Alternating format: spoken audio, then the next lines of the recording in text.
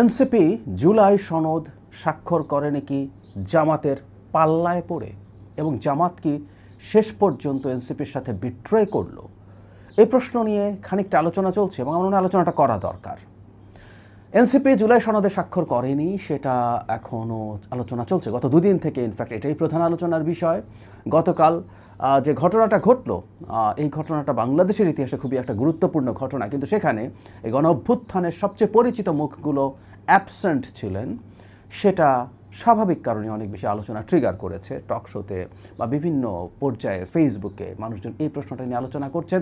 এবং এনসিপি যাওয়া না যাওয়া, মানে না যাওয়াটা ঠিক হলো কি ভুল হলো, তাদের পলিটিক্যাল স্ট্যান্ডটা তাদের ভবিষ্যতের পলিটিক্সকে ক্ষতিগ্রস্ত করবে না লাভবান করবে, নানামুখী বিশ্লেষণ আলোচনা চলছে। কিন্তু যে কথাটা বলছিলাম, এনসিপি আসলে জামাতের উপরে রিলাই করেছিল এবং তাতে তারা ফাইনালি বিট্রেইড হয়েছে। কারণ শেষ মুহূর্ত পর্যন্ত জামায়াত এই সনদ স্বাক্ষর করবে কিনা এরকম একটা দোদুল্যমানতা দেখিয়েছে, অন্তত পাবলিকলিও।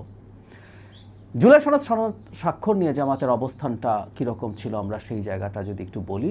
আমরা ফলো যখন করছি গত 1-1.5-2 মাস থেকেই তারা যখন পিআর নিয়ে সিরিয়াসলি আন্দোলনে নেমেছেন, শুধু মুখে বলছেন না, তারা সমাবেশ করছেন, বিক্ষোভ করছেন, এমনকি জেলা উপজেলা পর্যায়ে, বিভাগীয় পর্যায়ে, শুধু ঢাকায় না। সেই আন্দোলনের সময় তারা একাধিকবার বলেছেন পিআর ছাড়া তারা জুলাই সনদ স্বাক্ষর করবেন না। এটা টেকনিক্যালি তাদের করারই কথা, কারণ হলো পিআরে ব্যাপারটা যদি নির্বাচনের আগে নিশ্চিত না হয় তাহলে আসলে এই সংসদ নির্বাচনে পিআর পদ্ধতিতে হতে পারে না। তারা তো এই সংসদও পিআর পদ্ধতিতে নির্বাচন চান। সুতরাং এখানে তারা শর্ত দিয়েছিলেন, মনে হতে পারে যে না, এটা না হলে তারা সত্যিই করবেন না। আস্তে আস্তে পরিস্থিতি পাল্টাতে থাকলো। যখনই জুলাই সনদ স্বাক্ষরের পর্যায়ে আসলো, তখনও শেষ 1-2 দিনও তারা বলেছেন বাস্তবায়ন পদ্ধতি এবং আইনগত ভিত্তি না থাকলে তারা জুলাই সনদ স্বাক্ষর করবেন না। এমনকি সনদ স্বাক্ষরের কয়েক ঘন্টা আগেও তাদের পক্ষ থেকে এই রকম বক্তব্যই দেওয়া হয়েছিল। শুধু সেটা না, তারা সনদ স্বাক্ষর অনুষ্ঠানে গেছেন এবং সেখানেও তাদের একজন গুরুত্বপূর্ণ নেতা অন রেকর্ড বলেছেন তারা ফাইনাল ডকুমেন্ট যে বাস্তবায়ন পদ্ধতি কী হবে সেটা তারা দেখতে চান, সেটা দেখে তারা সিদ্ধান্ত নেবেন স্বাক্ষর করবেন কি করবেন না। তার মানে সেটা যদি না থাকে তাহলে স্বাক্ষর করবেন না।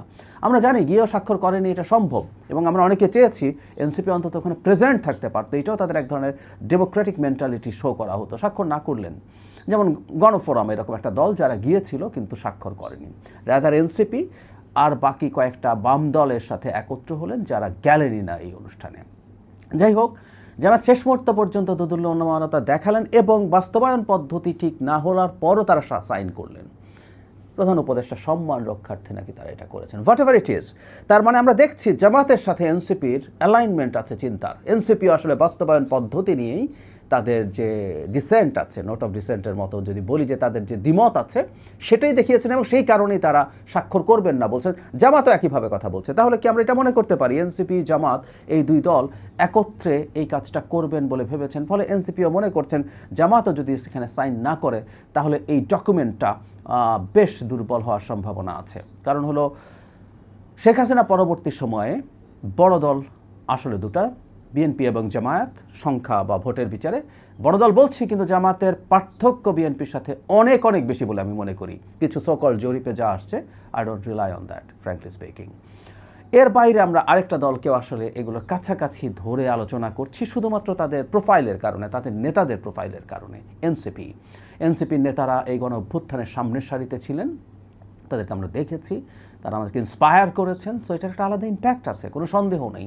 সো এনসিপি এবং জামাত যদি সিগনেচার না করে তাহলে এই সনদ বিএনপি এবং বাকি যারা করছেন এটা বড় প্রশ্নের মুখে পড়বে এবং ফেলতে পারবেন বলে মনে করবেন।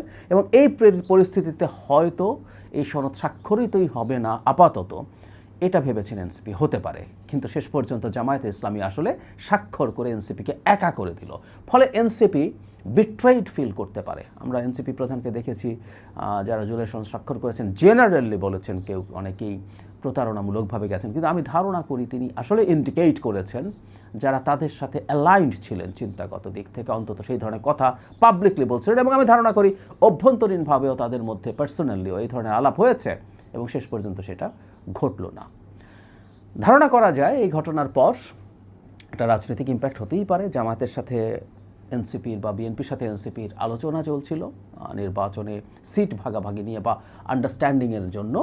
এই ঘটনার পর জামায়াতের প্রতি এনসিপির খুবই নেগেটিভ অ্যাটিটিউড হওয়ার সমূহ সম্ভাবনা আছে, ফলে তাদের সেই আলোচনা ভেস্তে যাওয়ারও সম্ভাবনা থাকে। তবে পলিটিক্স আসলে শেষ কথা বলে কিছু নেই, পলিটিক্সে নানান কিছু ঘটতে পারে নানান সময়ে।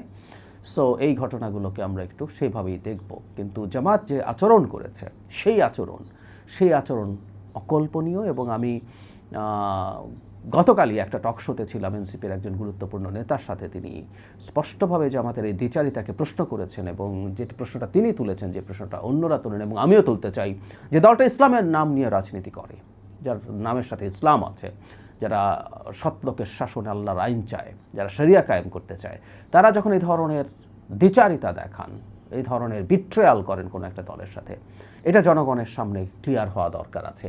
এনসিপি ভুল সিদ্ধান্ত নিয়েছে না সঠিক সিদ্ধান্ত নিয়েছে সে ডিফারেন্ট ডিবেট, কিন্তু এনসিপি তার ভেতর থেকে যে সিদ্ধান্তটাকে সঠিক বলে মনে করেছে সে সেটার পক্ষে স্টিক থেকেছে, সেটার কারণে অন্য কাউকে সে কোনো না কোনোভাবে প্রভাবিত করে বিপদে ফেলেনি।